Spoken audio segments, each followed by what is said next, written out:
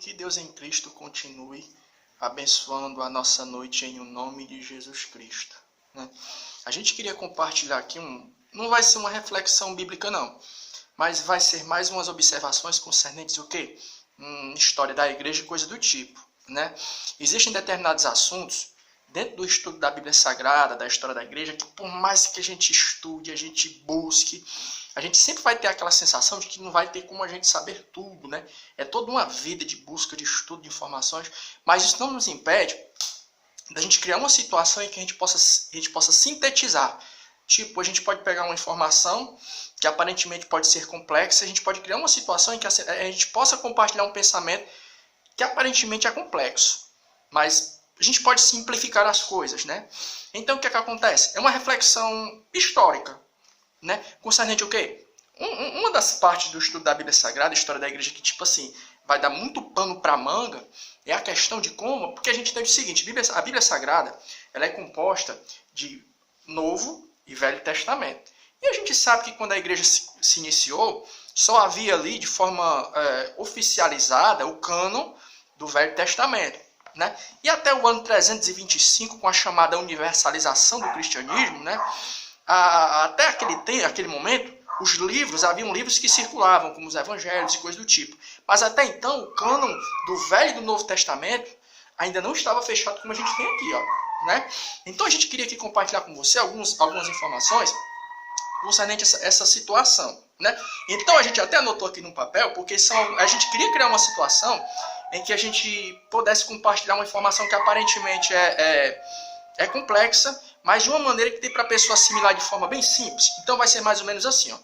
Até o ano 325 não existia o cânon do Novo Testamento formado. Então o que é que a gente entende? Aqui até o ano 325, antes da chamada universalização do cristianismo, só havia o Velho Testamento. Haviam os evangelhos, os livros do Novo Testamento, que ficavam ali circulando, né? Mas o que é que acontece? Juntamente com esses livros que circulavam, haviam outros livros, outros evangelhos. Aí chegou aquele momento em que algumas pessoas sentaram e surgiu a necessidade. Cara, a gente tem que parar aqui, ó, e ver o que é de Deus e o que não é. O que é inspirado e o que não é. Tem um evangelho de fulano, de cicrano, né? Então a gente tem que criar aqui uma situação para a gente definir o que é inspirado e o que não é, né? Então quando a gente faz uma análise da história, a gente vê que os evangelhos que foram inseridos no cânon do nosso Novo Testamento, e os livros, as cartas de Paulo, de Pedro, eles houve todo um critério, não foi uma coisa que foi feita na doidice não, houve todo um critério. E a gente não vai falar aqui porque isso vai levar muito tempo, a gente está tentando simplificar as coisas. Onde é que a gente está querendo chegar?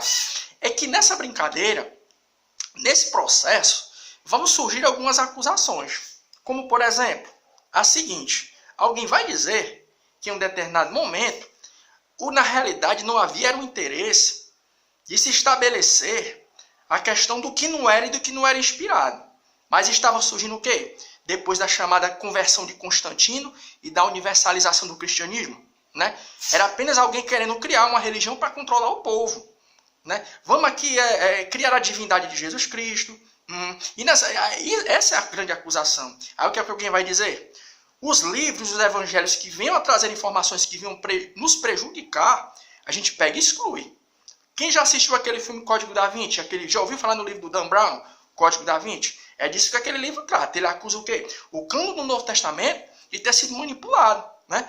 É essa a grande acusação. Então, a acusação é essa. Eles estavam apenas querendo criar uma situação, criar uma religião para, dar poderes a alguns e controlar o povo. E nessa brincadeira, eles vão acusar o seguinte: que os evangelhos que traziam informações que vinham a trazer prejuízo, a atrapalhar os planos, eles eram colocados de lado.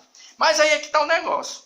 Quando você para fazer uma análise, se realmente essa manipulação tivesse acontecido, o que é que acontece? Quando você para fazer uma análise do Novo Testamento, se essa manipulação no que é concernente o quê? Vamos criar aqui uma religião para controlar o povo. O cristianismo, na realidade, é apenas uma tentativa de se criar um poder político para controlar as pessoas. Um plano partido de Constantino e seus seguidores. Eles erraram. Se essa manipulação aconteceu, eles erraram. Sabe por quê? Porque quando tu vai para o Novo Testamento, os livros que foram inseridos no cânon, eles não dão poderes à pessoa e à instituição. Muito pelo contrário. Os livros que foram inseridos no cânon do Novo Testamento não elevam uma instituição, não elevam a autoridade humana. Muito pelo contrário. elas elevam a pessoa de Cristo. Olha como é interessante. Pegou aí o pensamento? Alguém vai dizer o seguinte, não, os evangelhos que vinham a trazer prejuízo para a questão atrapalhar a questão dos planos de se criar uma religião para controlar o povo, foram colocados de lado. Então, houve uma manipulação no Novo Testamento. Está pegando o raciocínio? Mas se essa manipulação tivesse acontecido, o que é para eles terem feito? Eles terem colocado livros e textos que viessem a enaltecer a instituição e os chamados poderes eclesiásticos e o chamado império. E quando a gente vai para o cano do Novo Testamento, o que a gente vai ver? A gente não vai ver isso não. Nós não vamos ver nos livros do Novo Testamento, nas cartas de Paulo, de Pedro e de João, o poder da instituição sendo enaltecido. O que a gente vai estar vendo? É a pessoa do Senhor Jesus Cristo sendo apontada como o único mediador entre Deus e os homens. João 14, versículo 6. João 14, versículo 6. João 14, versículo 6 diz o seguinte. Disse-lhe Jesus, eu sou o caminho, a verdade e a vida. Ninguém vem ao Pai, senão por mim. Efésios, capítulo 1, versículo 22. Efésios, carta de Paulo aos Efésios, capítulo 1, o versículo 22. 1, versículo 22, que diz o seguinte. E sujeitou todas as coisas a seus pés, e sobre todas as coisas constituiu Jesus como o cabeça da igreja. Efésios, capítulo 1, 22. Colossenses, capítulo 1, 18. Colossenses, capítulo 1, 18, que diz assim, olha como é legal isso aqui, ó. E ele, Jesus, é o cabeça do corpo da igreja, e o princípio e o primogênito entre os mortos, para quem tudo tem a preeminência. Olha essa aqui, ó, 1 Timóteo, capítulo 2, versículo 5. Primeira carta de Paulo a Timóteo, capítulo 2, versículo 5, que diz assim, ó.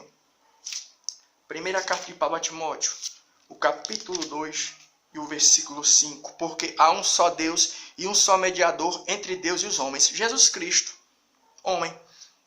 Então, se essa manipulação tivesse ocorrido, era para o quê? Uma manipulação em que estava querendo se criar uma religião para controlar o povo. Eles tinham que ter colocado evangelhos e textos que viessem a enaltecer, dando poderes ao homem para controlar o povo. E é muito pelo contrário.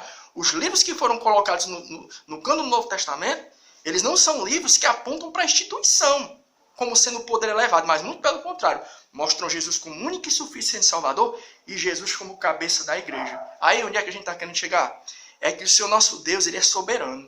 Até na hora dos concílios que foram feitos para a escolha dos livros, Deus estava lá. Eu estava lendo hoje essa tarde a respeito de um homem chamado Atanásio, né?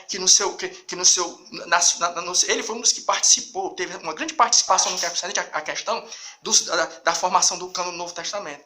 E você vê o que nesses homens aí? O Espírito de Deus trabalhando. Então o que é que nós vemos quando nós vemos a formação do Novo Testamento? Nós não vemos o interesse político nem eclesiástico. Mas nós vemos o quê? A ortodoxia cristã, que apontava para Jesus, soberano, o Filho de Deus. E a questão de Constantino? Alguém vai dizer, será que Constantino se converteu? Você já viu um pouco, né, meu irmão, aí que faz seminário? Será que Constantino se converteu? Que ele tenha se convertido verdadeiramente ou não? Sabe como nós vemos a participação de Constantino nisso tudo? Nós vemos como o rei Artaxerxes, o rei persa, que deu condição a Neemias de reconstruir as estruturas de Jerusalém após o término do cativeiro babilônico. Que Constantino tenha se convertido ou não, qual foi o papel de Constantino? Foi o papel de alguém que Deus usou para criar uma situação para que o cano do Novo Testamento estivesse na minha e na tua mão, apontando para Jesus. Deu para pegar um pensamento bem simples, né? Mas que dá para a gente elucidar algumas coisas e mostrar que realmente os livros que estão inseridos no Novo Testamento, eles não foram fruto de manipulação humana, mas muito pelo contrário, um Deus que está soberano, controlando toda a história e que esteve ali, né, no comando de todas as coisas. E que Deus em Cristo continue nos abençoando, em nome de Jesus. Amém.